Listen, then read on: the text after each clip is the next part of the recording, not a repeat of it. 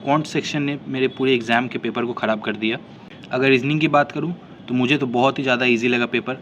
एक circle based puzzle आया था जिसमें 9% थे, सब इनसाइड देख रहे थे। एक बॉक्स बेस्ड पज़ल था, वेरिएबल के साथ बुक्स था, बायोलॉजी, साइंस, फिजिक्स 7% का। डे बेस्ड पज़ल था मंडे से फ्राइडे तक जिसमें 7% थे और कुछ वो फ्लावर्स किसी को पसंद था, किसी को सी, किसी को बर्ड। लीनियर अरेंजमेंट थे 8% का जिसमें कुछ लोग नॉर्थ देख रहे थे, कुछ लोग साउथ था। अच्छा खासा क्वेश्चन था। और सबसे लास्ट में था फ्लैट बेस्ड पज़ल। उससे पहले 3 इक्वालिटीज़ थे कॉमा वाले और एक वर्ड फॉर्मेशन था जो कि जिससे डॉन बन रहा था। अगर आप लोगों ने कोई दिया होगा थर्ड शिफ्ट में तो बताना ये करेक्ट था कि नहीं। और फॉरवर्ड बैकवर्ड डायरेक्शन था, यहाँ पे 2 बन रहे थे पेयर फॉर्मेशन। मैंने पेपर खोला, सबसे पहले आया मेरे सामने सर्कल बेस्ड पज़ल, मैंने उसे किया। फिर आया बॉक्स बेस्ड पज़ल, मैंने उसे किया। फिर आया डे बेस्ड पज़ल, मैंने उसे किया। फिर लीनियर अरेंजमेंट आया, मैंने उसे सॉल्व किया। फिर 3 इक्वालिटीज़ आई, मैंने उसे किया। फिर उसके बाद आया पज़ल और ये फॉरवर्ड बैकवर्ड ये यहीं पे कहीं बीच में था तो मैंने उसे मार्क फॉर रिव्यू करके आगे बढ़ गया था। फिर आया फ्लैट बेस्ड पज़ल, तो मैंने देखा तभी अप्रॉक्स मेरे पास 3.5 मिनट करीब कुछ बचे हुए थे। मैं सोचा पज़ल कर लूँ। फिर मैं सोचा अगर मैं पज़ल में स्टक कर गया, क्योंकि मुझे पज़ल में लगभग 3 मिनट लग जाते एक पज़ल में, तो मैंने सोचा उससे पहले मैं वर्ड फॉर्मेशन ये कर लूँ। तो यहाँ पे मुझे करने के बाद लमसम मेरे पास 2 मिनट के करीब फिर भी बच गए थे टाइम। मैं फ्लैट बेस्ड पज़ल पे आया जहाँ पे 10% थे, 2 फ्लैट था, 5-5 करके। तो मैंने उसे लगभग ऑलमोस्ट सॉल्व कर ही दिया था, तभी सेक्शन ख़त्म हो गया। तो मेरा अटेम्प्ट अगर बोले तो मैं 24 इसमें अटेम्प्ट किया मैंने रीजनिंग में, और मेरा एक्यूरेसी रीजनिंग में हरदम ही 100% रहता है।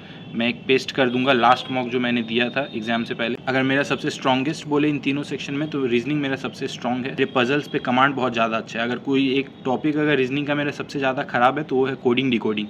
क्या पता क्यों नहीं, लेकिन कोडिंग डिकोडिंग में मैं एक्सेस टाइम इन्वेस्ट कर देता हूँ। क्वांट्स की बात करें, 2 DI आई थी, पाई चार्ट वाली 2 पाई चार्ट थी।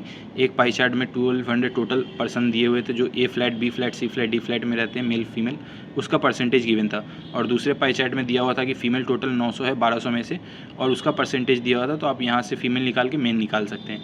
क्वेश्चंस इनके बहुत लेंदी थे, 1-2 ही क्वेश्चन शॉर्ट था, बाकी सब लेंदी क्वेश्चन थे। DI दूसरा जो था वो था टेबल बेस्ड, जहाँ पे एक एवरेज दिया था कार स्कूटर का और कार का सीधा दिया होता। मतलब यहाँ पे आपको ज़्यादा कुछ सॉल्व करने को नहीं था। बट इनके क्वेश्चंस अगर दोनों DI में कंपेयर करूँ तो इनके क्वेश्चंस एक्सट्रीम लेंदी क्वेश्चंस थे।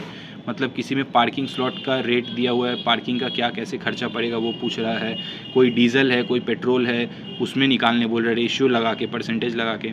तो मैं इस DI में क्या हुआ मेरे साथ कि मैंने इस DI में ये वाला जो पार्किंग वाला क्वेश्चन था यहाँ पे मैं स्टक कर गया था थोड़ी देर के लिए। उसके बाद मैंने एक मिक्सचर का क्वेश्चन किया, जार वेज था, मतलब 2 मिल्क और वाटर दिए हुए थे। यहाँ से वाटर जो इस जार में था वो यहाँ के मिल्क से 40% एक्स्ट्रा था। इसका आंसर शायद 16 आया था। तो वहाँ पे वाटर पूछा था कितना एक्सेस ऐड किया गया, और रिप्लेसमेंट वाला था ये। SI CI में आया था कि इंटरेस्ट स्कीम SI में एक जगह लगाता है 3 साल के लिए, फिर वहाँ से जो इंटरेस्ट आता है उसको B में लगाता है। मतलब सिर्फ कैलकुलेशन बेस्ड था ये। तो वहाँ पे मेरा आंसर 1800 आया। उसके बाद मैं फिर दूसरे अरिथमेटिक की तरफ नहीं गया, मैं नंबर सीरीज़ खोजा और मैंने 3 नंबर सीरीज़ किए। इस नंबर सीरीज़ में मुझे लगता है मैंने 3 से 4 मिनट लगा दिए 3 क्वेश्चन सिर्फ करने में। और DI तो वैसे ही मैंने यहाँ पे बहुत टाइम खर्च कर दिया था। तो ये सेक्शन मेरा बहुत ही गंदा गया। मैंने सिर्फ यहाँ पे 15 अटेम्प्ट किया और इसी के कारण मुझे लग रहा है शायद I miss the chance, opportunity जो भी। अगर मैं यहाँ पे 20+ कर देता और अगर 5 अरिथमेटिक कर देता तो शायद मैं बोलता कि मैं सेफ़र साइड हूँ, but don't know why, don't know आगे क्या होने वाला है। इंग्लिश की बात करूँ तो इंग्लिश में मैंने RC को पढ़ा नहीं, मैं सीधा पैराजंबल पे गया। 5 क्वेश्चन थे पैराजंबल। लास वेगस का कुछ था रेलवे स्टेशन को लेके, 6 छोटे पैराग्राफ्स दिए हुए थे, 3-3 लाइन के, 3-4 लाइन के, और उसमें 5 क्वेश्चंस थे। फिर वर्ड स्वैप्स थे, डबल फिलर थे। पैराग्राफ में सिंगल फिलर एक आया था, A से लेके F तक क्वेश्चन था। एक बड़ा सा पैराग्राफ था, याद नहीं आ रहा पैराग्राफ क्या टॉपिक पे था, उस पर प्रीपोजिशन इन वगैरह वाले। फिर आपका एरर के क्वेश्चन थे, ग्रामेटिकली करेक्ट, ग्रामेटिकली इनकरेक्ट, मैंने वो किया और मुझे लगा ईजी था। फिर मैंने RC खोल के वहाँ से शायद 2 मैंने वर्ड मीनिंग था, एंटोनिम्स या सिनोनिम्स था, अभी ध्यान में मुझे नहीं आ रहा है, वो था, वहाँ से वो किया मैंने। बिना RC पढ़े हुए मैंने वो खोल के फट करके कर दिया। और क्या क्वेश्चंस जो मैंने अटेम्प्ट किए मुझे अभी इतना तो ध्यान में नहीं। टोटल यहाँ पे मैंने 23 अटेम्प्ट किया है। और इंग्लिश में मैं नेगेटिव खाता हूँ। मैं जब भी इंग्लिश में एरर के क्वेश्चंस करता हूँ मैं नेगेटिव खा लेता हूँ थोड़े बहुत। तो मैं ये नहीं बोलूँगा कि यहाँ पे मुझे 23 में 23 सारे एक्यूरेसी मेंटेन कर रहा हूँ। हाँ, लेकिन रीजनिंग में मैं कभी भी नेगेटिव नहीं खाता हूँ। नेगेटिव का चांस 0 होता है मेरे लिए। एक्यूरेसी यहाँ मेरा 100% है, और यहाँ DI में भी मेरा एक्यूरेसी 100% था।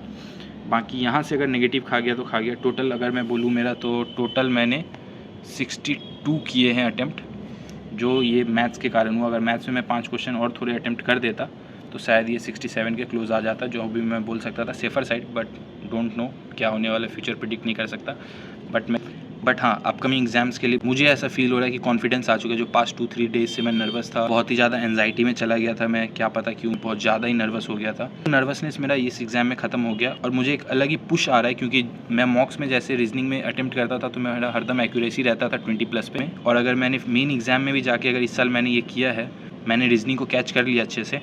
अब मुझे काम अगर करना है तो मुझे मैथ्स पे काम करना है, जो कि मुझे पता है अभी 21 दिन जो बच्चे IBPS PO में, वहाँ मुझे मैथ्स पे बहुत ज़्यादा काम करना है और साथ ही साथ यहाँ एरर के क्वेश्चंस वगैरह पे काम करना है और इंग्लिश में स्पीड बढ़ाना है।